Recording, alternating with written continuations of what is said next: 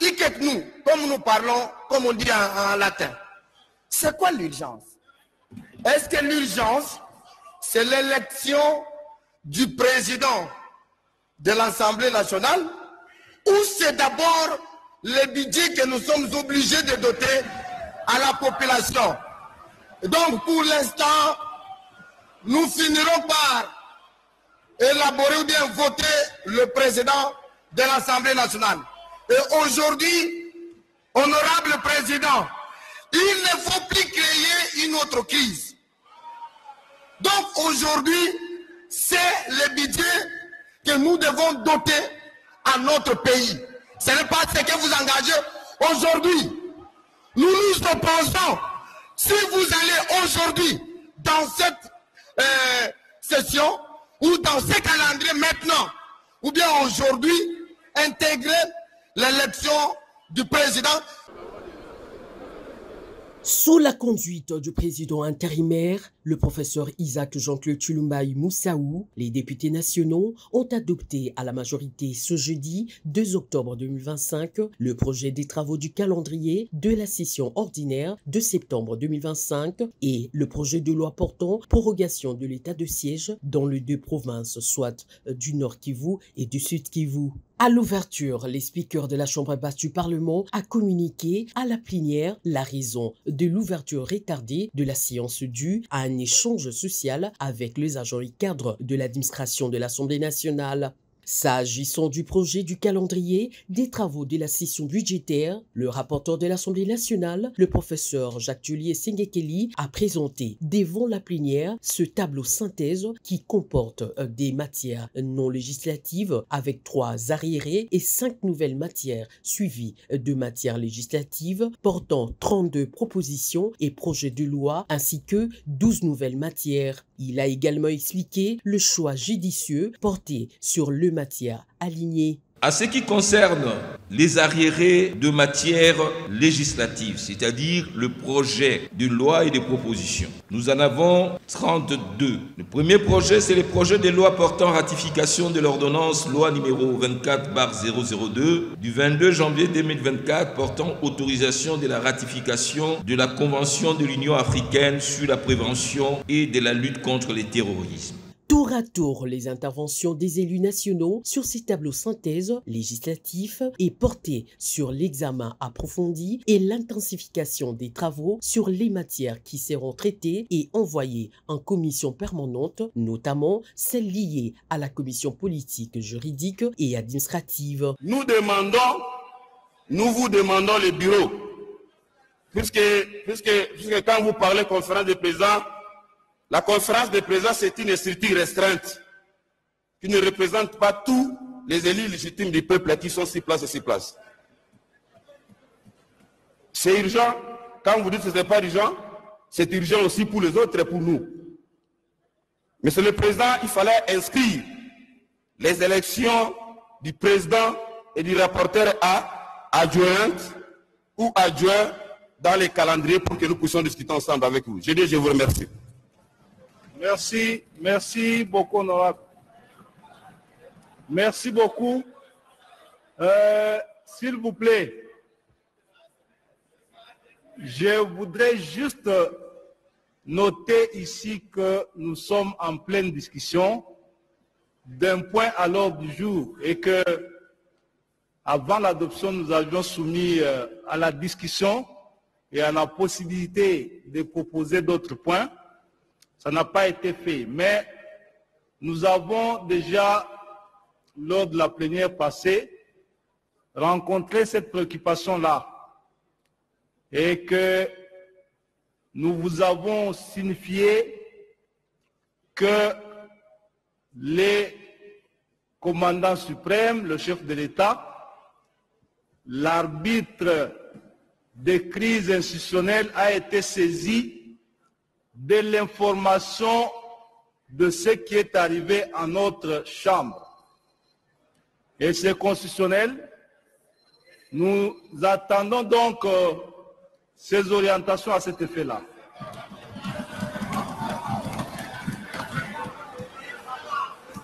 Merci beaucoup.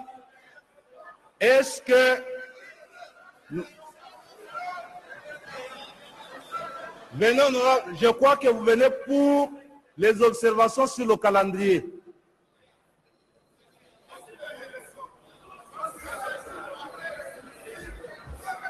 Merci, honorable président, pour la parole.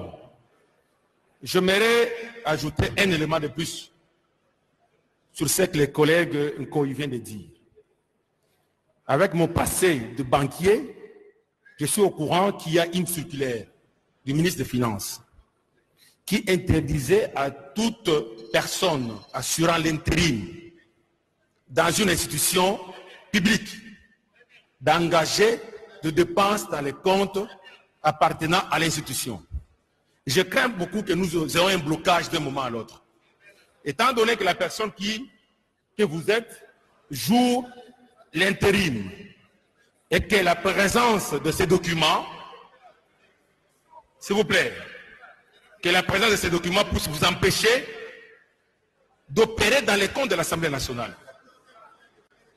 Et avec ça, je ne sais pas comment est-ce que nous allons être payés. J'ai redit, honorable, que cette intervention ne résout pas le problème tel que posé la réponse que j'y ai déjà apportée. La première chose, c'est que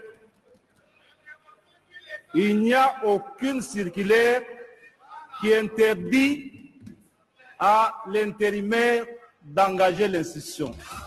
Il n'y en a pas. Mais ce n'est pas ça le problème. Ce n'est pas ça le problème. J'ai dit bien ceci. Ce qui est arrivé dans cette chambre, c'est bien une crise. Et la crise dans notre pays, là, elle a un arbitre qui s'appelle le chef de l'État. Il est saisi. Nous attendrons ses orientations. Oui, honorable André Mouchong. Merci, honorable président, pour la parole accordée. Latin. Mais ici, là, nous, comme nous parlons, comme on dit en latin, c'est quoi l'urgence? Est-ce que l'urgence, c'est l'élection du président de l'Assemblée nationale ou c'est d'abord le budget que nous sommes obligés de doter à la population? Donc, pour l'instant, nous finirons par élaborer ou bien voter le président de l'Assemblée nationale. Et aujourd'hui, honorable président, il ne faut plus créer une autre crise. Donc, aujourd'hui, c'est le budget que nous devons doter à notre pays. Ce n'est pas ce que vous engagez aujourd'hui. Nous nous opposons. Si vous allez aujourd'hui dans cette session ou dans ce calendrier maintenant, ou bien aujourd'hui, intégrer l'élection du président. Ce calendrier a été adopté à la majorité écrasante. Après lecture de matière inscrite au calendrier, nous allons procéder de deux manières. Premièrement, c'est l'adoption des arriérés législatifs en intégrant bien entendu l'idée que nous allons devoir intégrer des matières qui seront apportées ou qui rentreront dans nos critères. Et par la suite, nous allons adopter les matières nouvelles qui ont été ainsi exposées. Pouvons-nous, chers honorables, adopter la première partie du calendrier sur les matières non législatives? Qui sont pour? Qui sont contre? Abstention. La première partie est adoptée. La deuxième partie concerne les matières nouvelles. Qui sont pour? Qui sont contre? Abstention.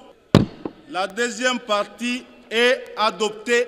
Nous pouvons donc nous prononcer sur l'ensemble de ce calendrier et les deux parties que nous avons adoptées tantôt là.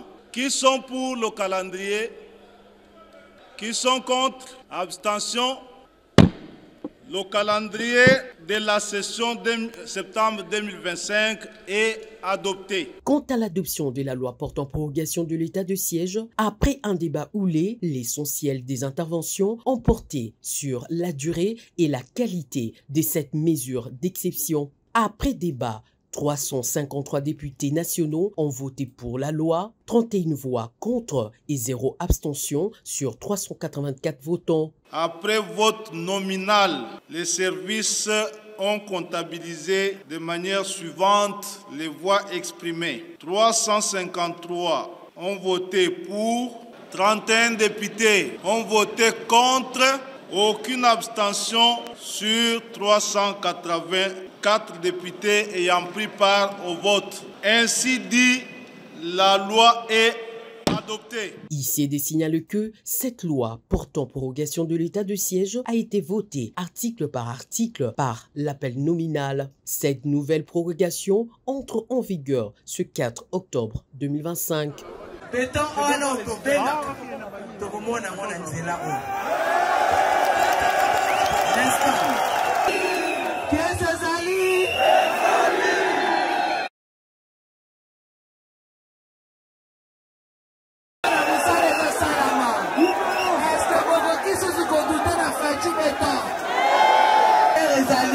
Absolument. Voyez que Tata Zalaka, président du conseil d'administration à Kulungongo. Allez, mais pour les comptes à l'Anzela, et Coca-Cola. Vila et Kobonga, Vila Kobonga la Moussala, biso gouvernement central, gouvernement provincial, gouvernement Tokokako. Konzabino biso moko. Nzamba ponela kibiso. Bakoko na biso batikela kibiso. Akotanga atanga poye kola musala. Oyo dana makasi akosala mo entreprise na ye akosala tokotala ndenge tokoyede. Soko moni munguna ozali osala nini?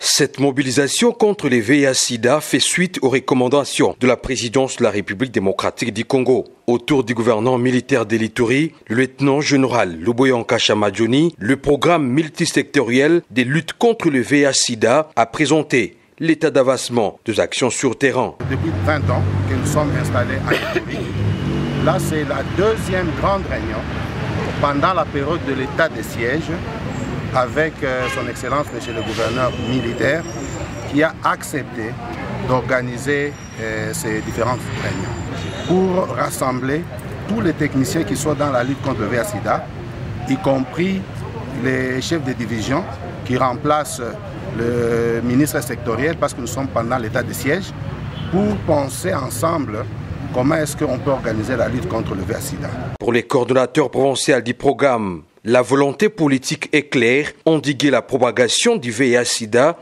renforcer les dépistages volontaires et améliorer la prise en charge des personnes vivant avec ces virus. Ce qui est à craindre, la province de l'Ituri est divisée à deux secteurs. Il y a le secteur à forte prévalence, il y a le secteur à faible prévalence. Malheureusement, les conflits armés ont touché le secteur à faible prévalence pour déplacer les gens de ces secteurs vers les régions à forte prévalence, comme la ville de Bunia, la cité de Iga Barrière, Lopa, Mungwalu, les gens se déplacent là où la prévalence est élevée. Et c'est ça un problème qui est inquiétant. Nous faisons un appel à tout le monde que les problèmes de la paix doivent nous intéresser tous. Parce qu'aujourd'hui nous voyons les tueries des hommes armés, mais demain ça sera les tueries par le VIH. Des plaidoyers ont été faits lors de cette rencontre. Une riposte multisectorielle, inclusive et durable saute en cours dans cette province pour faire face à ces fléaux. L'administration militaire de l'Ituri donne une priorité au secteur sanitaire.